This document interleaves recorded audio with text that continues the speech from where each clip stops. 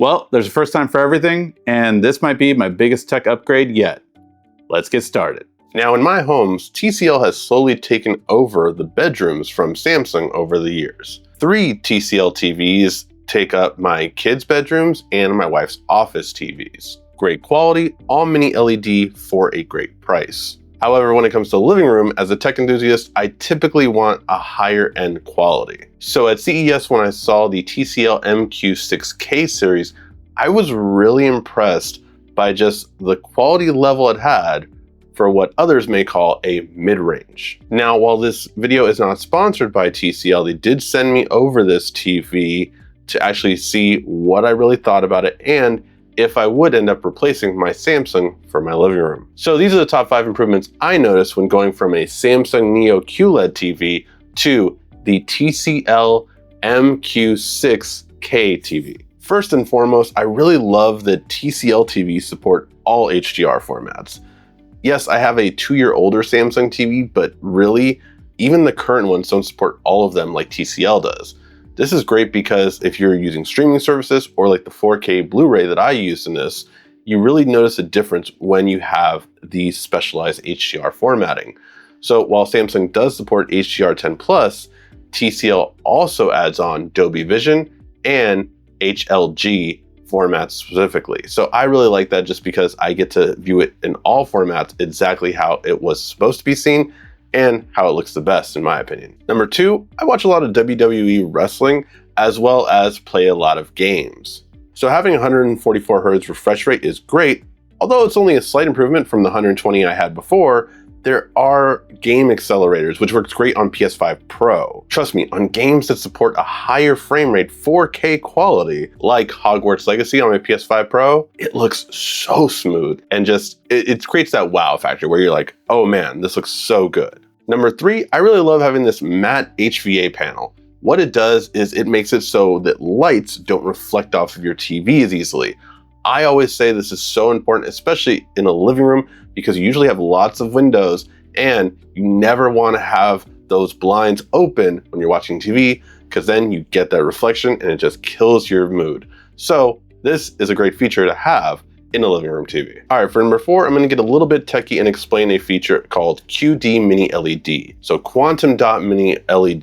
The main thing you need to know about is this is a main feature I recommend to anyone looking for a higher end TV. Why? Because it mainly means this TV is brighter than older TVs. And that's really important that you realize for a living room TV, because you, again, have a lot of light being let through and you want your TV to be brighter to combat it. I always believe in getting a higher quality TV. That way you're not gonna replace it till maybe 3 plus 10 years. Whenever you actually need to replace it, you're gonna be happy with having this one. And now OLED technology is out there and it has those deep, rich blacks, but I am a little bit annoyed with OLED because I did have an LG OLED panel for a gaming monitor recently have burn-in issues after 2 years. This really annoyed me and I could definitely see it happening to a lot of people that watch sports or anything where a bar is gonna be consistent on your TV, and it would drive me crazy to have screen burn in on my TV that I spent so much money for. So while OLED is great for smartphones that I'm gonna have for maybe 2 or 3 years, it's not something I would get on a TV that I'm gonna have probably 5+ years. So for me, between the two technologies, as of right now, I'm still gonna choose QD Mini LED